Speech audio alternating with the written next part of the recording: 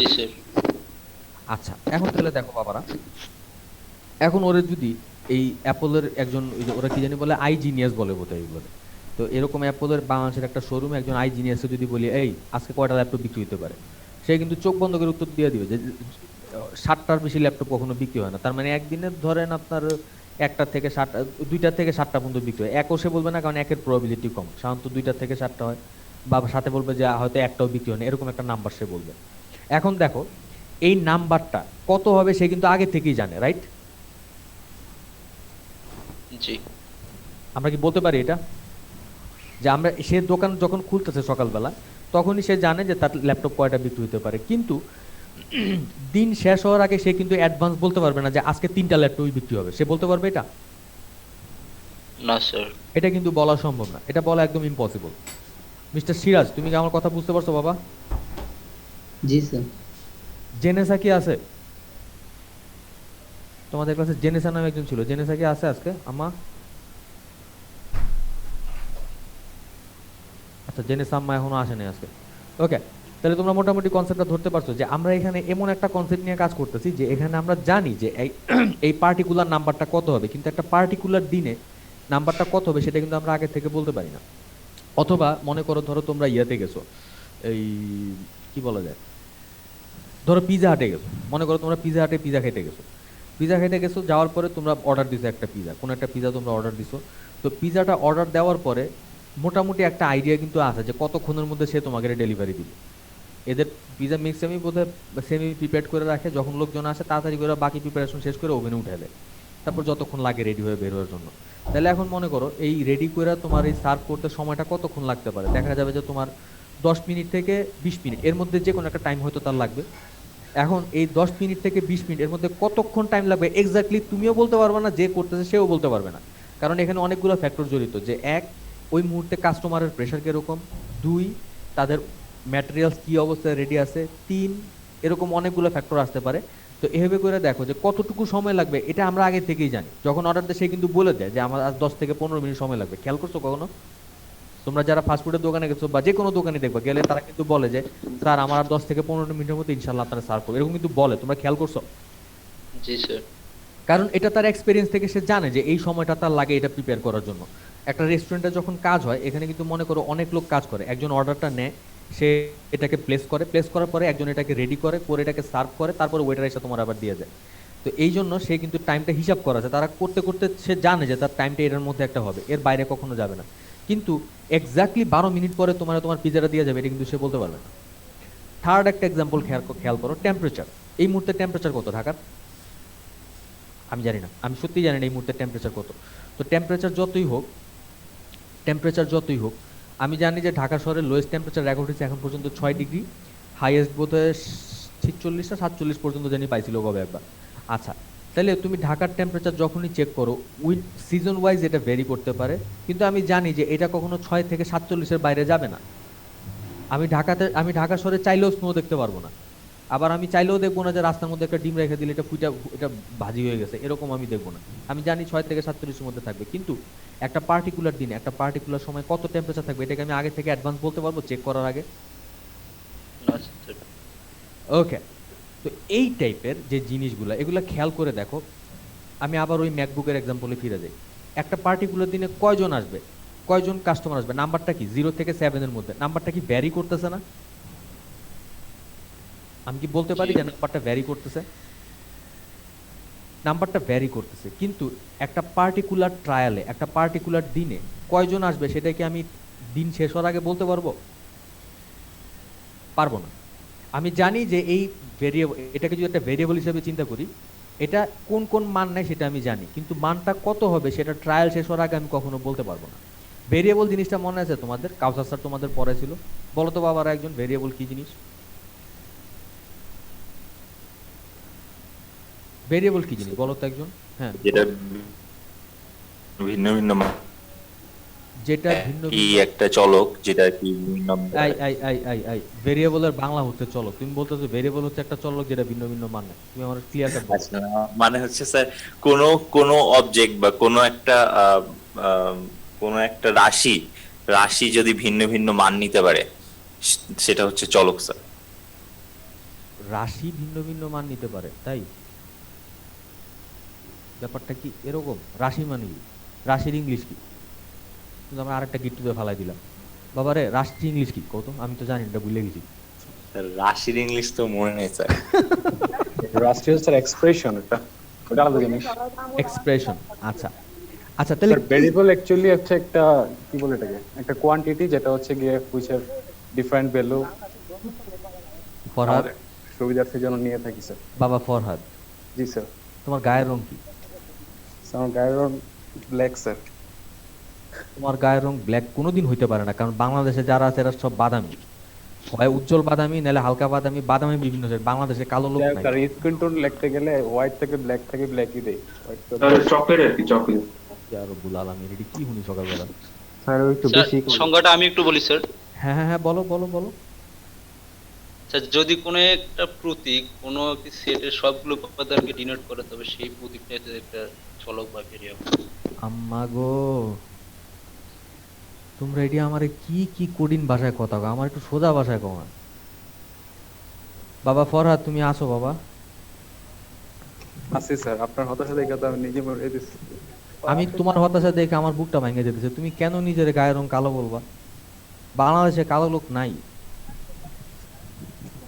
তোমার কি গো মনের দুঃখে আমি নিজেও নিজের মাঝে মধ্যে কালো করে ফেলাই। স্যার ফরাত তো স্যার উজ্জ্বল শ্যাম। এই যে কি সুন্দর কালো না positive ভাবে, এই যে কি সুন্দর একটা পজিটিভ ভাবে সে বললো, রাব্বি দেখো দেখছো, সে সুন্দর করে বললো। না ব্ল্যাক তো স্যার আমি নেগেটিভ বলি না, স্যার ভালো দিকে বলছি। I like black colour. শুনো বাবা, তুমি বাংলাদেশি, আমিও বাংলাদেশি। বাংলাদেশিরা কখন কারে কালো কয় এটা আমিও বুঝি, তুমিও বুঝো, বুঝছো? আগে তুমি ছিল যেমন স্যার, এখন এখন ওই যে এখন কইতাছো আগে ছিল, এখন কইতাছো আগে ছিল। তুমি কি মনে করছো আমার গায়ের রং? বাংলাদেশি ব্ল্যাক। এটা আমাদের খাইস্ত খারাপ। আমরা বাংলাদেশিরা প্রচন্ড রেসিস্ট, আমরা সাংঘাতিক রেসিস্ট। আমরা এটা মানে যতক্ষণ নিজে সার্কেল আছে ততক্ষণ বুঝবো না, সার্কেলের বাইরে যায় তাকায় দেখো আমাদের মতো রেসিস্ট জাতি কমই আছে, আমরা সাংঘাতিক রেসিস্ট। আচ্ছা, তো যেটা বলতেছি, মনে করো ফরহাদ, তোমার গায়ের রং হচ্ছে উজ্জ্বল শ্যামলা। তারপরে মিস্টার সিরাজ, তোমার গায়ের রঙের ওরকম। শ্যামলা বলা যায়। আচ্ছা, তুমিও শ্যামলা। দেখো আমরা আস্তে আস্তে কিন্তু আমরা কালোর থেকে শ্যামলাতে আসছি। তাহলে মনে করো আমরা সবাই শ্যামলা, আমরা সবাই শ্যামলা, কেউ একটু বেশি শ্যামলা, কেউ একটু কম শ্যামলা, কেউ কারো মানে শ্যামলার মধ্যে অনেকগুলো স্কেল আছে। তাহলে এখন দেখো আমাদের সবার গায়ের রং কি ভেরি করতেছে না? Yes sir. আচ্ছা, তাহলে গায়ের রংটা কি একটা ভেরিয়েবল বলা যায়? Of course. Sir man wise. Man wise বলো আর যেটাই বলো, গায়ের রঙও তাহলে একটা ভেরিয়েবল বলা যায়। তাহলে এটারে কি আমরা সংখ্যা দিয়ে পরিমাপ করতে পারি? রং রে কি নাম্বার দিয়ে প্রকাশ করা যায়? কিন্তু আমাদের কথা অনুযায়ী এটাও তো একটা ভেরিয়েবল, ঠিক না? জি জি। আচ্ছা, যে কারণে আমি চাইতেছি তোমরা ভেরিয়েবলের ব্যাপারটা একটু ক্লিয়ার থাকো। তোমরা ভেরিয়েবল কি জিনিস তোমরা সবাই জানো, কিন্তু ভেরিয়েবল কি জিনিস এটা জিজ্ঞাসা করলে সবাই একটা মানে সবারই একটা পেঁচানো উত্তর আসে। আমি চাই এই জিনিসটা ক্লিয়ার করতে। মিস্টার শিবলি, তুমি কি আর কিছু যোগ করতে চাও? স্যার তাহলে স্যার কোনো প্রতীক মানে কোনো রাশি যদি সংখ্যাগত মান নিতে পারে। আবার ওই প্রতীক আর রাশি লয়েছ, এটি তুমি ইংলিশে কও তাহলে আমি মানতে রাজি আছি। আমি এটি বুঝি না প্রতীক কি জিনিস, রাশি কি জিনিস। স্যার কোনো এক্সপ্রেশন যদি হচ্ছে নিউমেরিক্যাল ভ্যালু নিতে পারে, ভিন্ন ভিন্ন নিউমেরিক্যাল ভ্যালু নিতে পারে ভিন্ন ভিন্ন কন্ডিশনের আন্ডারে, তাহলে সেটা সরি ভেরিয়েবল। মিস্টার শিবলি, তুমি এইমাত্র আমার সাথে এগ্রি করছো যে গায়ের রং জি, একটা স্যার। ভেরিয়েবল। গায়ের রঙে তো আমি নিউমেরিক্যালি প্রকাশ করতে পারি না, টেকনিক্যালি। ও স্যার আমি স্যার গায়ের রংকে স্যার বাদ দিয়ে দিচ্ছিলাম। কেন বাদ দেবো স্যার একটা টোটাল কথাই বলতে গেলে স্যার যেটা একদম চেঞ্জেবল সেটাই স্যার। ওই যেটাটা কি জিনিস আমি ওইটাই জানতে চাইছি। ওই স্যার যেটা যেটা এখন সেটা অনেক কিছু হতে পারে। এই যেটা না সেটা রং অনেক কিছু, হতে এটা পারে। কি জিনিস, এটা কি বলা যায়? এই একটা জায়গাতেই ভেরিয়েবলের সংজ্ঞা নিয়ে সারা দুনিয়ার লোকজন কামড়াকামড়ি করে যে ভেরিয়েবল জিনিসটা কি, যেটা চেঞ্জ হয়, যে নাম্বারটা চেঞ্জ হয়, এটা চেঞ্জ হয়, সেটা এরকম সবাই খেলে আমরা বলতে থাকি। আসলে এই জিনিসটা কি?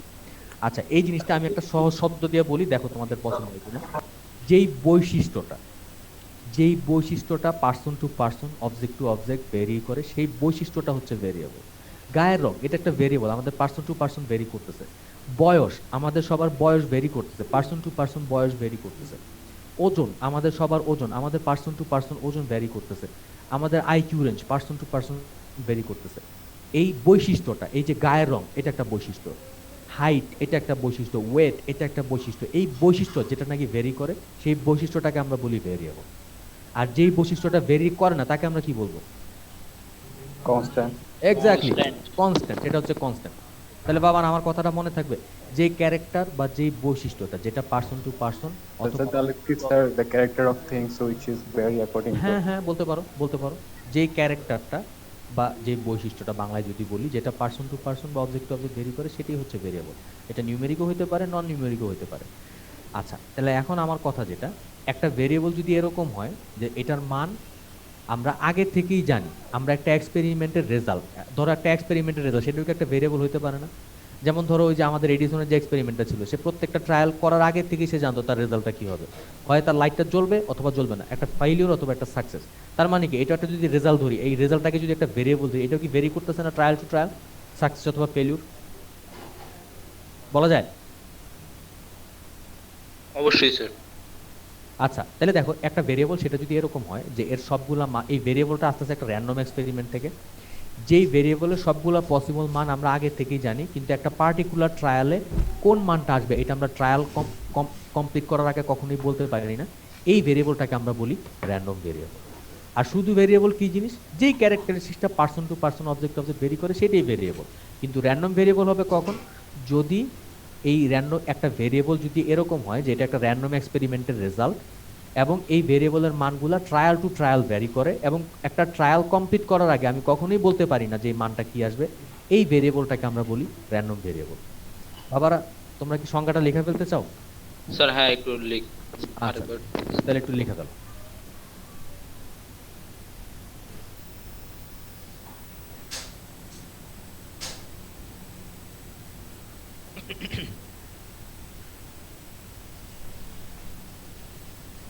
স্যার কোনটা নিব স্যার, উপরেরটা নাকি নিচেরটা? আরে দুইটাই নিয়ে ফেলো, দিছো ফ্রি পাইছো, বাদ দিবা কি লেখা, লেখা ফেলো।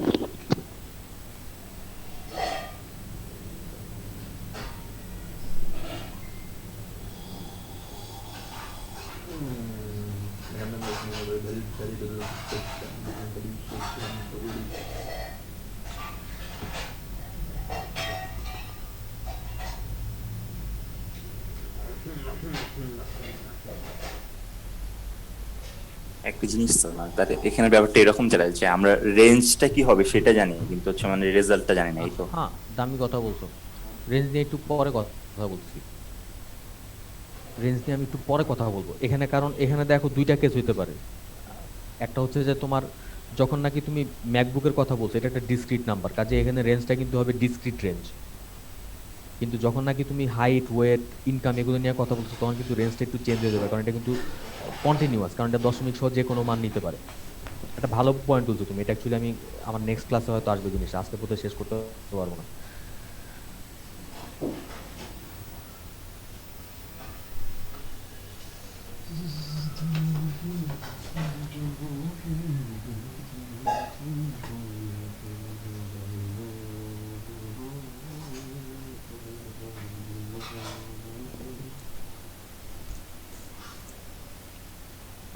তো র্যান্ডম ভেরিয়েবল কি স্যার নিউমেরিক্যাল ছাড়া অন্য কোনো জায়গায় অ্যাপ্লিকেবল?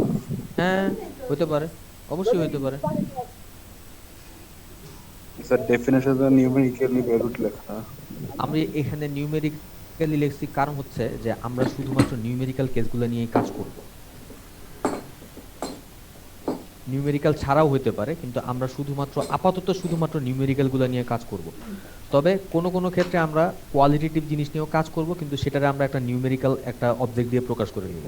যেমন ধরো ফর এক্সাম্পল ইলেকট্রিসিটি আছে অথবা নাই, এটার বাইনারি কোড কি? স্যার 10। 1 আর 0। ইলেকট্রনিক্স বা ইলেকট্রিক্যাল সার্কিটগুলোর বেসিক কথা কিন্তু এইটাই, কারেন্ট থাকলে সেটা 1, কারেন্ট না থাকলে সেটা 0। এটা আমার সবকিছু বাইনারি কোডের গোড়ার কথাই কিন্তু এটা, কিন্তু অ্যাকচুয়ালি এটা কি সংখ্যা দিয়ে প্রকাশ করা যায়? আমরা এটা ইউনিভার্সাল কোড বানিয়ে দিছি। এরকম আমরা যখন নাকি ওরকম কোয়ালিটেটিভ ইনফরমেশন নিয়ে কাজ করবো, তখন আমরা এরকম ছোট ছোট নিউমেরিক্যাল কোডে কনভার্ট করে নিব, এটাকে কনসিডার করে নিব। আচ্ছা বাবারা তোমরা কি লেখা ফেলছো? হ্যাঁ স্যার শেষ। আচ্ছা তোমাদের যদি শেষ হয়ে যায় তাহলে তোমরা আমার একটু বলো, এই ভেরিয়েবল আর র্যান্ডম ভেরিয়েবলের পার্থক্য তোমরা লিখতে পারবে না? বাবারা পারবে না লিখতে? বলো পারবা না? পারা তো উচিত, পারবা তো? অবশ্যই পারবা, পারবা না কেন? হ্যাঁ স্যার ইনশাআল্লাহ। আচ্ছা আসো আমরা মুখে মুখে একটু পার্থক্যগুলো লিখে ফেলি। প্রথমে হলো গিয়ে দুইটার সংজ্ঞা দিবা, ভেরিয়েবলের সংজ্ঞা কি, র্যান্ডম ভেরিয়েবলের সংজ্ঞা কি? ঠিক আছে? প্রথমে দিবা ভেরিয়েবলের সংজ্ঞা কি, আর দুইটার সংজ্ঞা কি, ভেরিয়েবলের সংজ্ঞা কি আর র্যান্ডম ভেরিয়েবলের সংজ্ঞা কি, এই একটা পার্থক্য হয়ে গেল। সেকেন্ড পার্থক্যটা হবে মেইনলি র্যান্ডম ভেরিয়েবলের জন্য, যে র্যান্ডম ভেরিয়েবল সবসময় আসে র্যান্ডম এক্সপেরিমেন্ট থেকে। লিখে ফেলো, কথাটা বাংলায় লিখে ফেলো, যে র্যান্ডম ভেরিয়েবল সবসময় আসে র্যান্ডম এক্সপেরিমেন্টের রেজাল্ট থেকে। র্যান্ডম ভেরিয়েবল সবসময় আসে র্যান্ডম এক্সপেরিমেন্টের রেজাল্ট থেকে বা আউটকাম থেকে।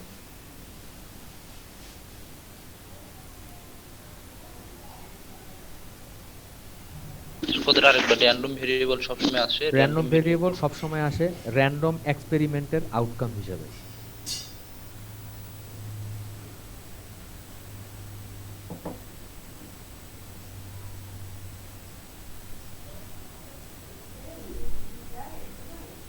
র্যান্ডম এক্সপেরিমেন্ট সবসময়, র্যান্ডম ভেরিয়েবল সবসময় আসে র্যান্ডম এক্সপেরিমেন্টের আউটকাম।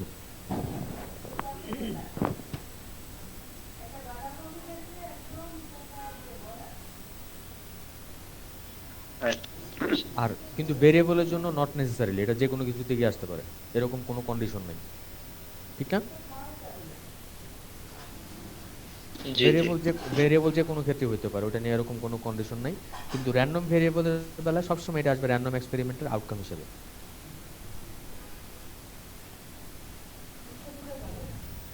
আচ্ছা, লেখছো? জি। আচ্ছা, এবার 3 নাম্বার পয়েন্টটা লেখা একটু জায়গা ফাঁকা রেখে দাও। 3 নাম্বার পয়েন্টটা একটু পরে লেখো,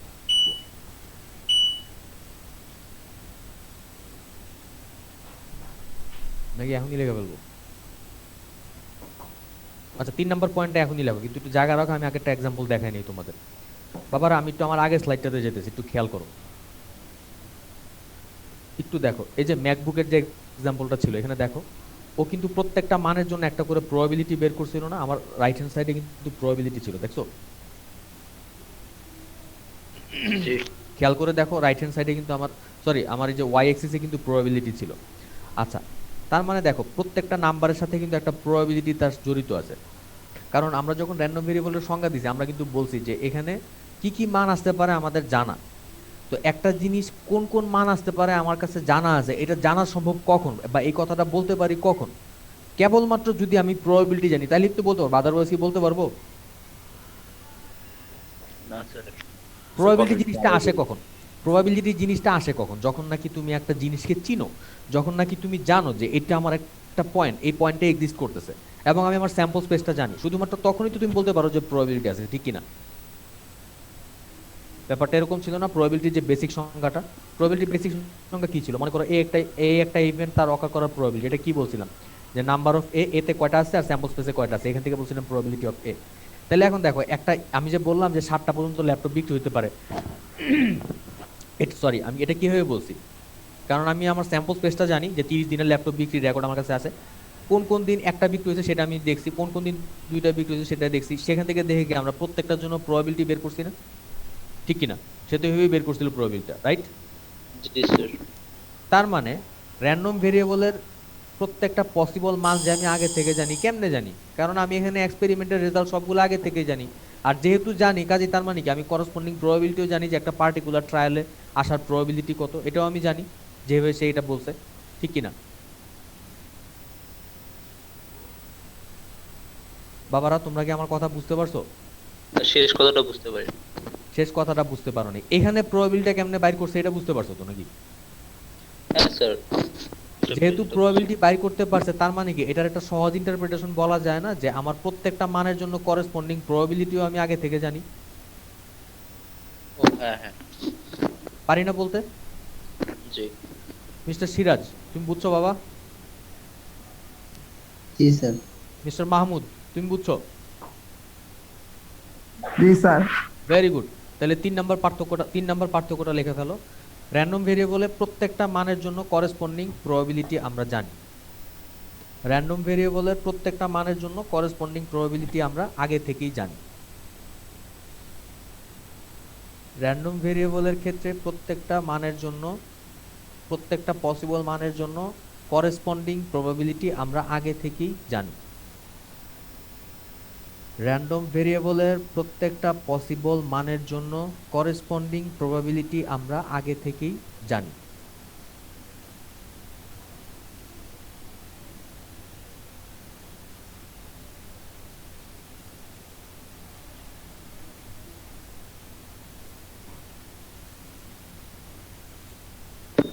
ভেরিয়েবলের জন্য জানি না, শেষ। স্যার একটু স্যার। র্যান্ডম ভেরিয়েবলের প্রত্যেকটা পসিবল মানের জন্য করেসপন্ডিং প্রবাবিলিটি আমরা আগে থেকেই জানি।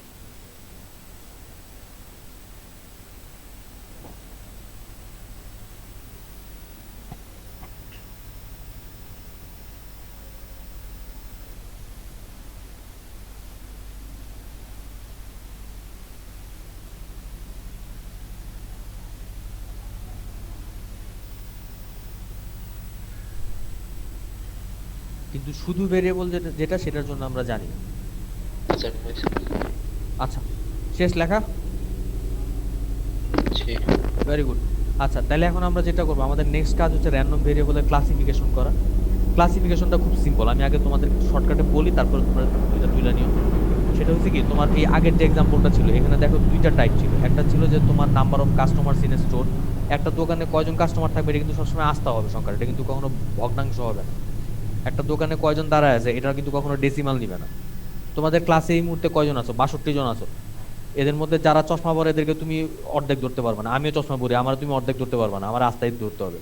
এই মুহূর্তে আমরা 63 জন আছি, আমি চশমা পরি দেখে 62.5 জন বলতে পারবে না, 63 জনই বলতে হবে। তার মানে কি, এটা সবসময় একটা পূর্ণ সংখ্যা নেয়, ডিসক্রিট নাম্বার নেয়। তো একটা র্যান্ডম ভেরিয়েবল যদি সবসময় পূর্ণ সংখ্যা নেয় তখন আমরা সেটাকে বলি ডিসক্রিট ভেরিয়েবল। আর যদি আমার মানটা কন্টিনিউয়াস একটা রেঞ্জের মধ্যে হয়, যেমন কতক্ষণ সময় লাগতেছে একজন কাস্টমারকে সার্ভ করতে, একজনের ইনকাম কত, এই টাইপের যদি হয়, যেখানে মানটা দশমিক সহ যে কোনো মান নিতে পারে একটা রেঞ্জের মধ্যে, তখন আমরা সেটাকে বলি কন্টিনিউয়াস র্যান্ডম ভেরিয়েবল। মনে থাকবে লেডিজ অ্যান্ড জেন্টলম্যান? কথাটা মনে থাকবে? মিস্টার আলফাজ, তুমি কি বুঝছো? স্যার প্লিজ আরেকবার রিপিট। আমি আবার বলতেছি, আমি সংখ্যাগুলো তোমাদের দিব, এখনই লিখতে দিব। সেটা হচ্ছে কি, তোমার একটা ভেরিয়েবল যদি, একটা র্যান্ডম ভেরিয়েবল যদি শুধুমাত্র পূর্ণ মান নেয়, সবসময় ডিসক্রিট ভ্যালু নেয়, ফুল একটা নাম্বার নেয়, একটা ইন্টিজার নেয়। যেমন এই যে তোমার ম্যাকবুক কয়টা বিক্রি হয়েছে, সবসময় একটা পূর্ণ সংখ্যা হবে, 1টা 2টা 3টা 4টা 5টা 6টা 7টা। একটা দোকানে কয়জন কাস্টমার আছে, 1 2 3 4 5 6 7, এরকম পূর্ণ সংখ্যা নিবে, কখনো ভগ্নাংশ, কোনো ডেসিমাল দিবে না। তখন আমরা বলি যে এই র্যান্ডম ভেরিয়েবলটা ডিসক্রিট র্যান্ডম ভেরিয়েবল। আর যদি এটা দশমিক সহ যে কোনো মান নিতে পারে তখন আমরা সেটাকে বলি কন্টিনিউয়াস র্যান্ডম ভেরিয়েবল। তোমরা কি লেখা ফেলবা বাবারা? আমার মনে লিখলে ভালো হয়, জিনিস লিখলে মনে তোমার মনে থাকবে। লিখবা? লিখবো? আমার মনে লিখলে ভালো, আমি তোমাদের সংখ্যাগুলো দিয়ে লিখে ফেলাম, ভাবছিলাম তোমাদের স্ক্রিনশট দিব, কিন্তু আমার মনে হয় লিখলে তোমাদের মাথায় ভালো মতো ঢুকে যাবে। লিখে ফেলো। ওকে। আবু, তোমার এই সোয়েটারটা কি ধুতে চাইছিলে? এটা হ্যাঁ, দাও আবু, দাও। আজকে দিলে তো ভালো হতো। ওই যে আরেকটা সোয়েটার দেই, ওটা দেখে আর ধুয়ে দিতে। ও আবার কাল কাজ করে চলে যাবে ওই 7 দিনের জন্য। শুক্রবার তো দিলে শুক্রবার, আর শনিবার টাইম নেই। এটা আর ওইটা দাও, এটা দিয়ে দিই। এটাও দিয়ে দিচ্ছিলাম শুধু, পকেটে আছে নিয়ে গেছি।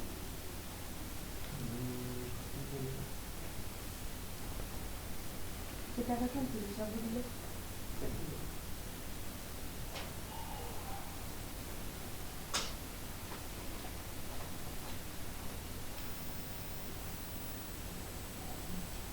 স্যার তার মানে তো স্যার কন্টিনিউয়াস র্যান্ডম ভেরিয়েবলের স্যাম্পল স্পেস সবসময় অসীম হবে, তাই না? নট নেসেসারিলি, আমরা একটা ইন্টারভালের কথা এখানে বলে দিছি, যে মানটা সবসময় একটা ইন্টারভাল থেকে আসবে। কিন্তু স্যার মনে করেন স্যার বললো যে 2 আর 3 এর ভিতরে মানটা হতে পারে, কিন্তু 2 আর 3 এর আচ্ছা ভিতরে আচ্ছা তো আচ্ছা অসীম আচ্ছা সংখ্যক মান আছে না? আচ্ছা, তোমার পয়েন্টটা আমি বুঝতে পারছি। আচ্ছা, আমি তোমার পয়েন্টটা এখন বুঝতে পারছি। তার মানে হচ্ছে যেটা তুমি বলতে চাইতেছো, যে স্যাম্পল স্পেসের মধ্যে এলিমেন্টের সংখ্যা ইনফিনিটি হতে পারে। জি স্যার, জি এইটা হইতে পারে, এটা হইতে পারে, এবং এই কারণে কিছু ভেজালও আছে, এটা আমি তোমাদের কালকে দেখাবো ইনশাল্লাহ। আমাদের ওই কন্টিনিউয়াস র্যান্ডম ভেরিয়েবল এটা একটা প্রবলেম, যে আমরা এখানে আসলেই এটা সত্যি কথা, যখন একটা ইন্টারভাল নিয়ে কাজ করব, এটা যেহেতু ডেসিমাল সহ যে কোনো মান নিতে পারে, কাজে আসলেই 2 থেকে 3-এর মধ্যে ইনফিনিটি সংখ্যক সংখ্যা থাকতে পারে। কথা ঠিকই বলছো, এই প্রবলেমটা আছে। এবং যেই কারণে কন্টিনিউয়াস র্যান্ডম ভেরিয়েবলের জন্য প্রবাবিলিটির মান বের করা কিন্তু ঝামেলার জিনিস। এটা ইনশাল্লাহ আগামী ক্লাসে তোমাদেরকে সচিত্র দেখাবো।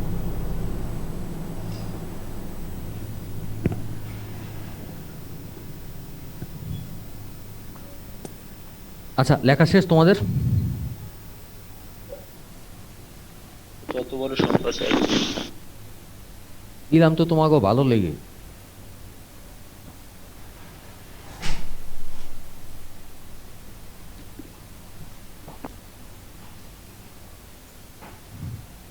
তোমাদের লিখতে যে সময় লাগতেছে তার চেয়ে অনেক বেশি সময় লাগছে আমার লিখতে। আমি জানি না তোমরা টের পাইছো কিনা, নাকি আমি তোমাদের কখনো বলছি কিনা আমি জানি না, আমি কিন্তু পাওয়ার পয়েন্টে বানাই না স্লাইড।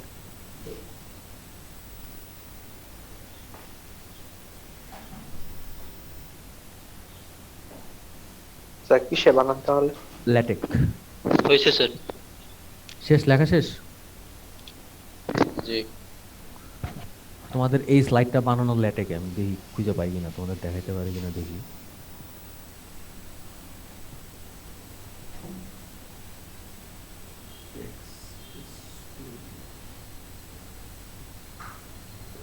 এই যে তোমরা এতক্ষণ যেগুলো লিখছো এগুলো সবগুলো আমার অ্যাকচুয়ালি এখানে কোডে লিখতে হয়েছে। তোমরা যতটা সহজে দেখতেছো জিনিসটা তো সহজ না আমার জন্য, আমি এই প্রোগ্রামে বানাই।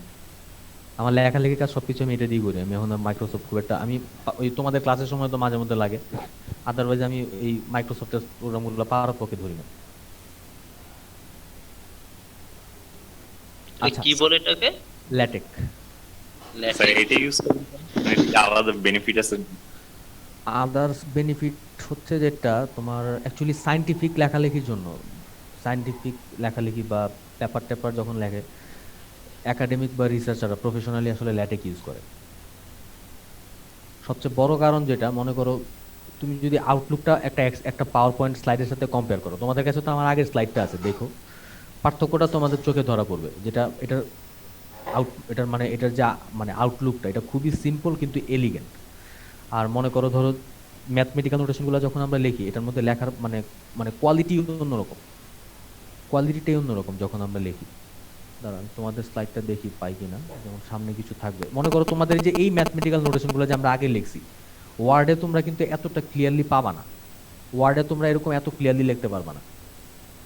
ওয়ার্ড আগের চেয়ে অনেক বেটার হয়েছে, এক্সেল আগের চেয়ে অনেক বেটার হয়েছে, কিন্তু তারপরও সায়েন্টিফিক রাইটিংয়ের জন্য এটা শুধু বানানো হয়েছে সায়েন্টিফিক রাইটিংয়ের জন্য, যে কারণে ম্যাথমেটিক্যাল নোটেশনগুলো খুবই সুন্দর হয় এখানে। আর আমি জানি না তোমরা কয়জন রিয়েলাইজ করতে পারবে আমার কথাটা, যত সিম্পল রাখবা এটা তত দেখতে তত এলিগেন্ট হবে। এটা আমি এখন ফিল করি। তুমি রং চং একটা কিছু করবা, তার চেয়ে যত সিম্পল থাকবে দেখতেও তত মানে আমার কাছে আরো বেটার মনে হয়। তোমাদের বয়সে আমিও প্রচুর রং চং করতাম, কিন্তু এখন আমি দেখি যে যত সিম্পল ততই বেটার। আচ্ছা, তো এরপরে আমি তোমাদের সাথে আজকে আর একটা টপিক বলে আমি শেষ করে ফেলবো, আর হয়তো 4-5 মিনিট লাগবে। সেটা হলো গিয়ে তোমার কাউসার স্যার তোমাদেরকে একটা টপিক পড়েছিল, প্রবাবিলিটি ডিস্ট্রিবিউশন, মনে পড়ে? লেডিজ এন্ড জেন্টলম্যান, হ্যাঁ ম্যাম, স্যার মনে পড়ে, স্যার পড়াইছিল মনে হয়। পড়াইছিল, অবশ্যই পড়াইছিল। বলো তো ফ্রিকোয়েন্সি ডিস্ট্রিবিউশন জিনিসটা কি বলো তো? বলছিল না তোমাদের ক্লাসে? অবশ্যই বলছিল, তোমাদের পড়াইছে আমি জানি, তার সাথে আমার কথা হইতো তখন। জি স্যার, গণসংখ্যা। আবার কয় বাংলা জিনিস, তোমরা এমন সব টার্ম আমারে কো, আমার মাথার মধ্যে দুইটা চক্কর মারে। ফ্রিকোয়েন্সি ডিস্ট্রিবিউশন কি জিনিস আমার একদম সহজ ভাষায় কত, জিনিসটা কি? স্যার ডাটা সেটের ভ্যালুগুলোকে ডিফারেন্ট ক্লাসে ফেললে আমরা মানে যেটা পাই আর কি। এক্স্যাক্টলি, আমাদের কাছে যে ডাটা সেট থাকে সেটাকে আমরা হ্যাঁ। ডিফারেন্ট ক্লাসে ফেললে যে জিনিসটা পাই সেটাকে বলা হচ্ছে frequency distribution. Very good, very good, very good, that's so nice of you, very good, সুন্দর একটা এক্সাম্পল দিছো। Equally distribute the values. হ্যাঁ, মনে করো আমি যদি একটা টেবিল বানাই এক্সেলে, ধরো আমি এখানে কিছু নাম্বার নিলাম, কি বলা যায়, ধরো নাম্বার অফ ম্যাকবুক সোল্ড। আচ্ছা, আমার স্লাইডটা তো দেখা যায় নাকি? ওয়ার্ড ফাইলটা দেখা যেতেছে না? জি স্যার। জি স্যার। আচ্ছা, এই পাশে হলো তোমার ওই যে নাম্বার অফ ডে বা এরকম একটা কিছু দিয়ে দিল। আচ্ছা এখন মনে করো একটা ল্যাপটপ সেল হয়েছে, আচ্ছা একটা তো না, জিরোটা ল্যাপটপ সেল হয়েছে, একটা সেল হয়েছে, দুইটা সেল হয়েছে, তিনটা সেল হয়েছে, চারটা সেল হয়েছে, এরকম মনে করো কিছু নাম্বার আছে। আচ্ছা এই পাশে হলো মনে করো যে 30 দিনের মধ্যে বিক্রি হয়েছে, তো তাহলে মনে করো একটাও ল্যাপটপ বিক্রি হয় নাই 5 দিন, একটা ল্যাপটপ বিক্রি হয়েছে মনে করো 4 দিন, দুইটা ল্যাপটপ বিক্রি হয়েছে 7 দিন, তিনটা বিক্রি হয়েছে 10 দিন, চারটা বিক্রি হয়েছে আবার 8 দিন, এরকম করে মনে করো সংখ্যাগুলো সে লিখছে। তো এটা কি এই নাম্বার অফ ডেজ, যেটা এটা আমরা কি করলাম একটা ফ্রিকোয়েন্সি ডিস্ট্রিবিউশন। কেন? কারণ এখানে আমরা, এটা হচ্ছে আমার ভেরিয়েবলের মান যে ম্যাকবুক কয়টা বিক্রি হয়েছে, আর নাম্বার অফ ডেজ কোনটা কতদিন বিক্রি হয়েছে আমরা এটাকে সামারাইজ করে লিখছি এই পাশে। এটা হচ্ছে আমার নাম্বার অফ ডেজ, এটা হচ্ছে আমার ফ্রিকোয়েন্সি, যেটাকে তোমার ওই যে এফআই দিয়ে বোধহয় প্রকাশ করতো, ঠিক না? জি স্যার। এফআই দিয়ে প্রকাশ করতো, এরকম কি যেন একটা সিম্বল সে ইউজ করতো। আচ্ছা এখন মনে করো আমরা করলাম কি, এটা হচ্ছে আমার এই নাম্বার অফ ম্যাকবুক সোল্ড, এটা হচ্ছে আমার ভেরিয়েবল, আমি এটাকে মার্ক করে ফেলি, এটা হচ্ছে আমার ভেরিয়েবল। এখন এই পাশে আমরা কি চাইলে এরকম করতে পারি না যে আমরা এখন এই ভেরিয়েবল না লেখা আমরা মনে করো প্রবাবিলিটির মানটা লিখলাম, করতে পারি না? চাইলে চাইলে এরকম করতে পারি না? মনে করো এই মানগুলো যদি বসাই দিই, 0.1, 1-এর জন্য হচ্ছে 0.7 মনে হয়, 0.07, 2-এর জন্য হচ্ছে 0.18, আচ্ছা 3-এর জন্য হচ্ছে 0.25 দিয়ে দিলাম আমরা, 0.25, আর 4-এর জন্য হচ্ছে মনে করো 0.21 ফর এক্সাম্পল। আচ্ছা তাহলে এখন দেখো, এখন তাহলে এখানে কি লিখলাম আমি, এখানে কিন্তু অ্যাকচুয়ালি করতেছি প্রবাবিলিটি অফ, শুধু প্রবাবিলিটি লিখলাম, যাও আপাতত শুধু প্রবাবিলিটি লিখলে আমার কাজ চলে যাবে। আমি কি করতে পারি এই কাজটা? অবশ্যই। আচ্ছা যদি পারি তাহলে দেখো তো এখানে আমরা আসলে কি করছি। এখানে আমরা যে কাজটা করছি, কাজটা হলো আমরা এখন ভেরিয়েবলের মানের সাথে তার করেসপন্ডিং প্রবাবিলিটিটাকে একটা টেবুলার ফর্মে প্রকাশ করছি। এই জিনিসটাকে আমরা বলি প্রবাবিলিটি ডিস্ট্রিবিউশন। বুঝতে পারছো যে একটা ভেরিয়েবলের প্রত্যেকটা মান এবং তার করেসপন্ডিং প্রবাবিলিটিকে যখন নাকি আমরা টেবুলার ফর্মে প্রেজেন্ট করি বা কোনো একটা উপায়ে সামারাইজ করি, এই ডিস্ট্রিবিউশনটাকে আমরা বলি প্রবাবিলিটি ডিস্ট্রিবিউশন। বাবারা তোমরা কি আমার কথা বুঝতে পারছো সবাই? রাব্বি তুমি কি বুঝছো? খুব আস্তে করে কইলা জি, বুঝছো তো? স্যার একবার বলেন। আমরা একটা ভেরিয়েবলের সবগুলা পসিবল মান এবং তার করেসপন্ডিং প্রবাবিলিটিকে যখন টেবুলার ফর্মে প্রেজেন্ট করি অথবা যে কোনো উপায়ে আমরা প্রেজেন্ট করি, সামারাইজ করি, আমরা এটাকেই বলি প্রবাবিলিটি ডিস্ট্রিবিউশন। এখন বুঝছো? জি স্যার। আচ্ছা এখন সব সময় হয়তো টেবিল দিয়ে প্রকাশ করা যাবে না, কোনো কোনো ক্ষেত্রে হয়তো ফাংশনের সাহায্য নিতে হবে। তোমরা যে ম্যাথমেটিক্সে ফাংশন পড়ছিলে, কখনো কখনো তো ফাংশনের সাহায্য নিতে হবে, ওটা আমরা আগামী ক্লাসে দেখব। তাহলে আমাদের বলো প্রবাবিলিটি ডিস্ট্রিবিউশনের সাথে ফ্রিকোয়েন্সি ডিস্ট্রিবিউশনের পার্থক্যটা তাহলে কোন জায়গায়? প্রবাবিলিটিতে স্যার হচ্ছে মানে আমাদের সম্ভাবনাগুলো দেয়, আর ফ্রিকোয়েন্সি ডিস্ট্রিবিউশনে হচ্ছে গণসংখ্যা, মানে হচ্ছে আর কি মানে কতজন পিপল আছে বা কতবার ঘটছে জিনিসটা, কতদিন ঘটছে, এগুলো দেয়। এক্স্যাক্টলি, সবাই কি বুঝছো? স্যার একটা সম্ভাবনার সাথে সম্পর্কিত।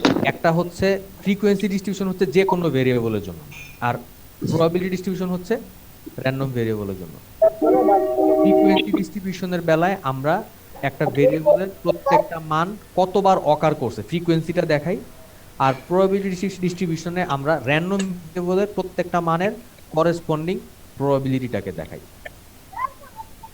সবাই কি বুঝছো? মিস্টার সবুজ তুমি কই এখন? মিস্টার সবুজ, আচ্ছা ওকে, আমি আশা করি সবাই বুঝছো। তাহলে এখন তোমরা এক কাজ করো, কাইন্ডলি এই সংজ্ঞাটা আর এই পার্থক্যটা লেখা ফেলো।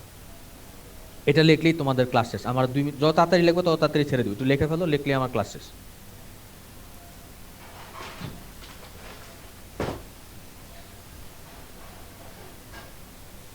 স্যার লেটেক কি কোনো স্যার সফটওয়্যার নাকি স্যার প্রোগ্রামিং ল্যাঙ্গুয়েজ?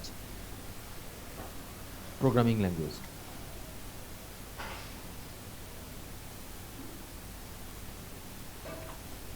এটা ফ্রি, এটা একদম ফ্রি। তোমাকে ওয়ার্ড টাকা পয়সা দিয়ে কিনতে হয়, কিন্তু আমার এটা টাকা দিয়ে কিনতে হয়, এটা একদম ফ্রি। এটা তারপরে আমি যেই সফটওয়্যারে কাজ করি স্ট্যাটিস্টিক্যাল সফটওয়্যার বা প্রোগ্রামিং এর জন্য, আর এটাও ফ্রি, একদম ফ্রি।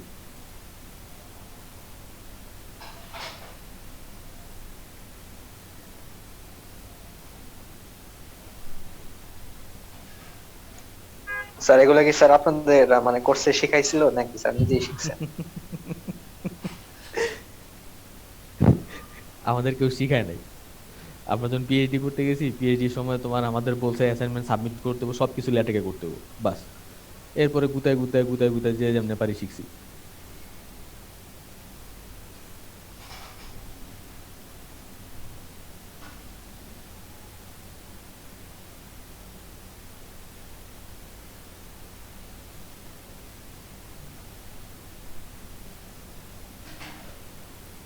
যে কোনো প্রোগ্রামিং ল্যাঙ্গুয়েজ শুরু দিকে কয়েকদিন একটু কঠিন লাগে, যত প্র্যাকটিস করবে আস্তে আস্তে এটা তত দেখবা সোজা হয়ে গেছে। যে কোনো প্রোগ্রামিং ল্যাঙ্গুয়েজ। তোমাদের প্রোগ্রামিং ল্যাঙ্গুয়েজ কি কি পড়েছে এখন পর্যন্ত? বুঝি নাই। স্যার প্রোগ্রামিং এর একটা কোর্স করে স্যার প্রোগ্রামিং থেকে স্যার মনে উঠে গেছে। তাই? জি স্যার। কে পড়াইছে, অনুপম নাকি তারিক? তারিক জোহা স্যার? দোহা স্যার। আচ্ছা, তারিখের যে দোহা স্যার। তারিক জোহা স্যার। তারিক জোহা স্যার কিন্তু একজন খুব ব্লিস্ট একাডেমিক। উনি ওনার বয়সের তুলনায় অনেক অনেক সাকসেসফুল।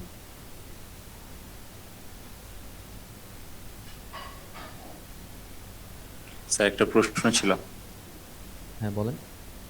স্যার ভ্যারিয়েবলের মানের রেঞ্জ তো হচ্ছে অসীম হতে পারে, কিন্তু স্যার কখনো র্যান্ডম ভ্যারিয়েবলের মানের রেঞ্জ কি অসীম হতে পারে? আপনি কি রেঞ্জ বলতে আবার ওই 2 থেকে 3 মধ্যে ওটা মিন করতেছেন? না না না স্যার, 2 থেকে 3 না, মানে স্যার যে -ইনফিনিটি থেকে +ইনফিনিটি পর্যন্ত যে কোনো। আচ্ছা, ভেরিয়েবলের মান আর র্যান্ডম ভেরিয়েবলের মান দুইটাই মানের বেলায় একই রকম, মান যে কোনোটাই হইতে পারে, মান নিয়ে সমস্যা নেই। মান দুইটা মানই, এটার এরকম কোনো শর্ত নেই। মেন পার্থক্য একটাই, যে আপনার মান যেটাই থাক আপনার করেসপন্ডিং প্রবাবিলিটি জানা থাকবে র্যান্ডম ভেরিয়েবলে, কিন্তু ভেরিয়েবলের বেলায় আমরা কোনো প্রবাবিলিটি নিয়ে কাজ করি না। একটা ভেরিয়েবল, র্যান্ডম ভেরিয়েবলও কিন্তু আলটিমেটলি একটা ভেরিয়েবলই, ঠিক না? আমরা তো ক্লাসের শুরুতে এটা একমত হলাম যে র্যান্ডম ভেরিয়েবলও কিন্তু আলটিমেটলি একটা ভেরিয়েবলই। কাজেই ভেরিয়েবলের সব বৈশিষ্ট্য এটার মধ্যে আছে।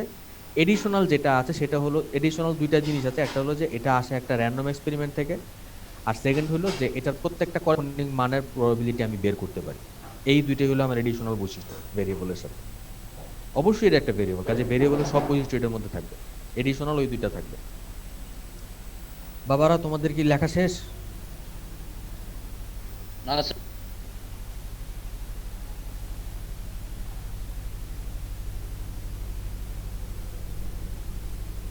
এই তোমরা কি 31 পার্টি টাটি দাও নাকি তোমরা?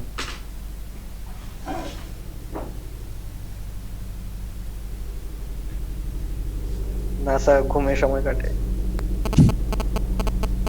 আচ্ছা,